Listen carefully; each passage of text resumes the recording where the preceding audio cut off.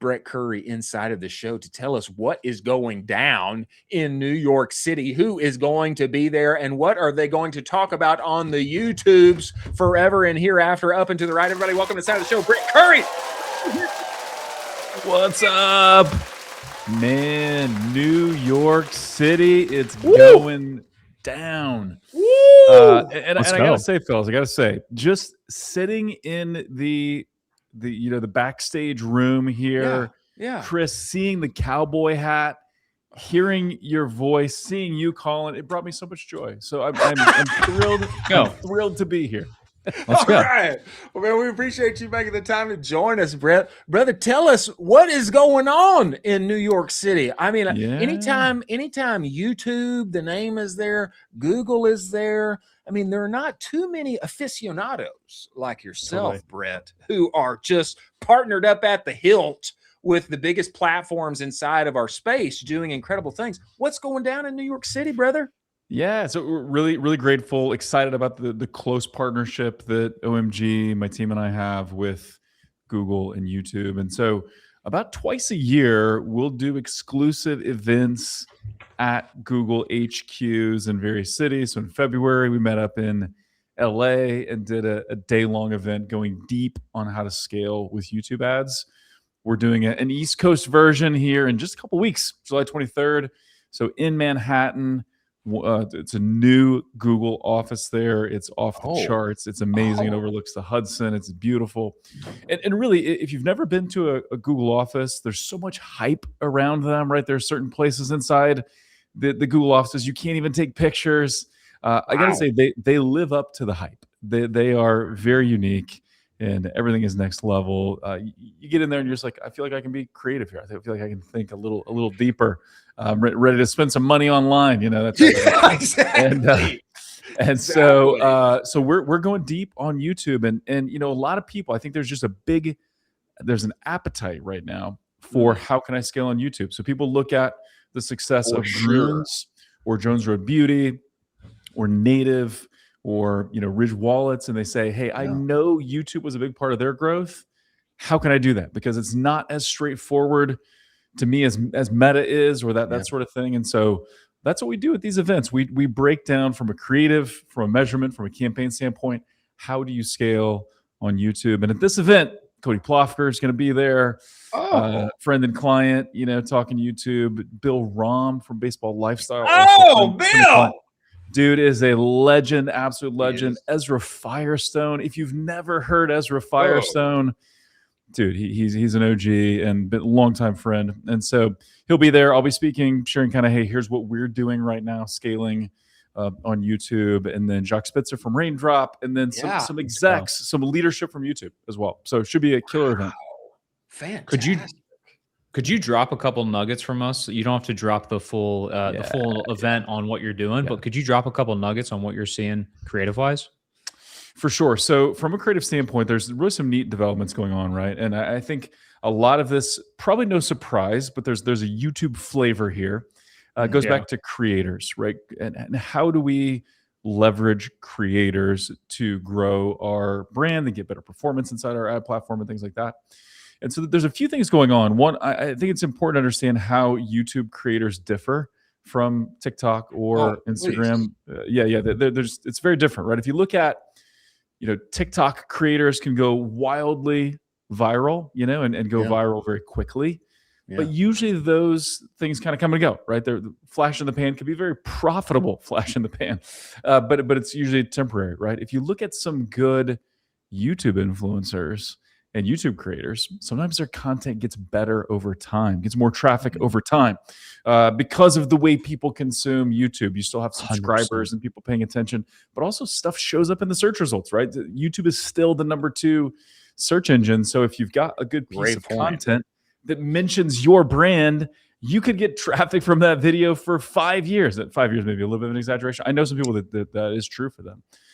And so there's this trust with YouTube creators. It's a little bit different. And so what we'll be breaking down, and I'll show you the formula we use. An easy thing to do is to take creators, whether they're TikTok or YouTube or otherwise, and create mashups out of those to run YouTube ads. UGC, creator mashups, almost always a top 5 ad for our clients on YouTube. Wow. So that's one piece. The other piece is Google is now surfacing for advertisers. Hey, here's all the creators that are talking about your brand on YouTube. And so would you like to run those videos as ads? And so and that's it's just beginning there. More innovations coming. YouTube's going to be talking about that directly at the event. So well. That's incredible, Brett. Yeah, I love this piece that you're talking about for the long tail of the YouTube video, because I have personally, previously, maybe it was a month ago, I discovered a creator. I found their newest video, and then I was like, I'm obsessed with this creator. I went through all of their videos until they posted a video maybe a year or two ago.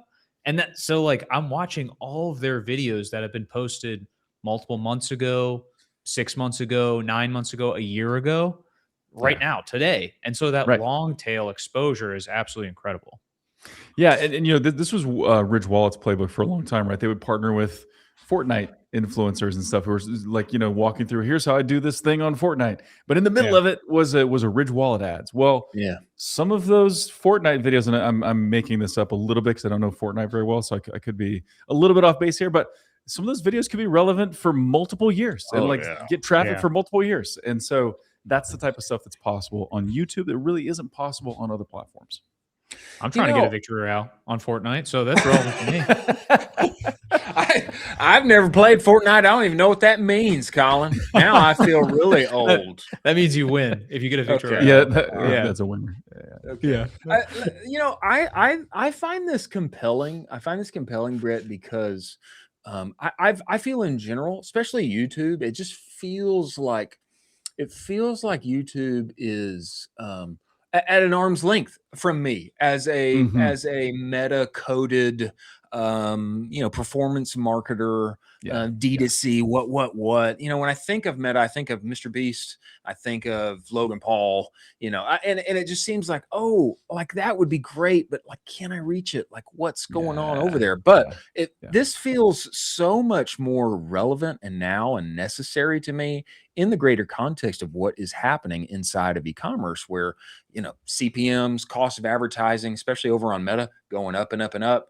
Amazon, its fees going up and up and up. People leaving that platform, and people are looking for ways to spend dollars profitably, and opening up, taking off the hat and thinking a little bit bigger here. And I think you're making a compelling point, especially with the tech pieces we have in place now, that people do need to think about YouTube, especially Google bringing forth its technological capabilities for being able to surface, hey, creators are talking about you here. Have you seen this? Do you know about this?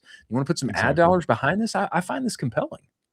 Yeah, exactly. And it's one of those things where, and I love Meta too. Like Meta is just, one of the greatest ad platforms ever in the history of advertising, but you don't want to be totally dependent upon it, right? And almost all of our big brands are growing on Amazon, but again, you don't want to be totally dependent there. And a trend we're seeing with Amazon is most of the brands that are growing on Amazon is they're growing not because of stuff they're doing on Amazon, but what they're doing off Amazon that's driving traffic to Amazon, and YouTube does that very, very well. And so, the creative piece, which we talked about, super important. The measurement piece, also super important. We just continue to see this, and I'll just share this quick anecdote. In platform reporting, so if you're in Google Ads, looking at how are my YouTube ads performing, the answer is going to be probably terrible. Like there's probably not too good. almost no conversion data, right? There is conversion data. I'm exaggerating, but it's not going to look like you want it to look, right? So we just had this big mattress brand, right? You would all know them if I mentioned the name, but a couple of different campaigns. We believed strongly in both campaigns. One was focused more like bottom of funnel, and it was getting a lot of conversions. ROAS looked good. The other campaign wasn't. It had a lot of like secondary metrics that looked great to us. And we were like, I think this campaign's a winner. It looked bad in platform. And the client was like, should we pause this campaign? Doesn't look very good. And so we shared our perspective. They agreed with it. We kept it on. We got some incrementality reads back recently. So measurement tools that look at what's happening in the business. What impact does this campaign have on the business? And the campaign that was losing was the most incremental. And so just one of those things where, and I say all of that to say, to measure YouTube, you can't just look in platform. You got to look at other things.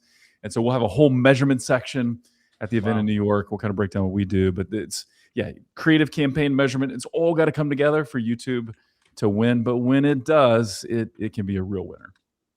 I mean, you just talked about a huge mistake that brands will be making is that in platform measurement. Do you have kind of just like maybe 1 to 3 other mistakes that brands will make where you see time and time again, it's like, hey, you need to stop making these mistakes on YouTube. Like I keep seeing brands do this. Yeah. So it's important to look at, like, if you're breaking down YouTube and looking at performance by device or performance by ad format, a lot of people look at the TV screen placement and say, this is not working. I must turn it off. But we found that, like, average watch time. Oh, I just lost my camera. Look at that. We lost his camera, but you still sound dramatic impact. Let's go! Let's go, baby! Let's go! Hey, it was. I felt like it was getting too dull. We were losing people. So let's mix up the camera. That was such a good transition. I don't know how you did that. I don't know how you did that. The battery literally died in my Canon camera, so I switched. That was so seamless. I don't know how you did that. He's a pro. I'll pretend that was intentional. Okay. It was. Keep going. But people look at, like, the TV screen placement and they think this isn't working, right? There's like, people aren't clicking. Well, it's because they're on TV and you don't click the TV screen, right? But again, as we measure things like search lift, brand lift, sales lift, TV screens often work very, very well. You have to have the right creative for TV screens, but that's just one of the mistakes. And so the other thing is measurement, of course, but then the biggest thing on the creative side that I see is people try to take ads from TikTok or from Meta directly to YouTube with no editing, no changes. That usually doesn't work, right? So on occasion it does, and I'll actually tell you, I can give you the formula for when it does work. But most of the time it doesn't, right? A lot of times the videos that work on Meta are mostly thumb stop, right? Or scroll stop, and you got text around it that kind of closes the deal. TikTok's a different beast. So usually that doesn't work. But would you like to hear the formula for when it does work? Please. Okay. Please. So if you have a video that's crushing on TikTok or on Meta, and it's longer than 30 seconds, it has a voiceover. So someone either speaking to the camera or like a voiceover of the ad. If there's a clear product demonstration, usually there is, and if there's a call to action, those ads actually do work pretty well. Like taking them directly from Meta or TikTok over to YouTube, they can work. But it needs, like, if it's just music and animation or just music and someone trying on a product, like that doesn't do it. So you've got to have, and it needs to be longer than 30 seconds. If we're measuring any kind of performance, lift, click-based performance, any of that, it needs to be longer than 30 seconds. Brett, tell me this, like, to me, I find this awesome. I find it, of course, it's new for me. YouTube is largely unexplored territory for me in terms of advertising. It's I've done a fair bit of work on the organic side there. YouTube advertising, fairly new for me. So tell me this, like, I mean, you got this great roster. You got Bill's going to be there from Baseball Lifestyle. They are a monster. They are a monster. Their growth is unreal. It's just unreal. It's somewhat unprecedented in a great category that I love. You got Ezra Firestone. You got Cody from Jones Road, or formerly of Jones Road, going to be there. Like, how do people get in here? Like, what, where do we go? So what do we do? Yeah, great question. It is free. It's for brands only. I've got plenty of agency friends, love my agency friends. It's just for brands. Unfortunately, I don't have a good URL that's easy to key in, but it's just so terrible. It's like, anyway. But if you DM go to Brett, Google, everyone DM Brett. send me, text me, and I don't know. If you just search for OMG Commerce NYC event, like, it's the first thing that pops up. But it's called Scale with YouTube Ads Live in New York City. You can find the lander. You do have to apply because, one, Google actually looks at all the applications. They fill out their security thing. They approve brands. Like, so it's so not everybody can get in. And guys, we're dangerously close to being at wait list capacity. So we got like it'll hold 160 brands. And I think we might be like just shy of that. Wow. But you know, stuff opens up. So go ahead and fill that out. You know, if you're a friend of Ecomm Cowboy and the crew, like I'll try to get you in type of thing. But yeah. So just Google OMG Commerce NYC event. It'll pop up. But Scale with YouTube Ads live in New York City, July 23rd, baby. It's coming up. Coming up 23rd. Quick. Yeah, that's coming up quick. So we're like, I try not to do public math, but we're like, 2 weeks. Yeah, we're like 2 weeks away. Yep. Yeah, we're about 2 weeks away. People need to go Google it, find it, apply. I think if you put in on the form, Brett, you're incredibly intelligent, and I think you're handsome. And I watched you on Ecomm Cowboy. I'll kick somebody else out. I'll just like, I'll be like, there we go. We got to free up a spot for this person. Cody's gone. Cody's gone. We'll kick Cody out. Cody was going to speak. He's not. He's going to have to phone in.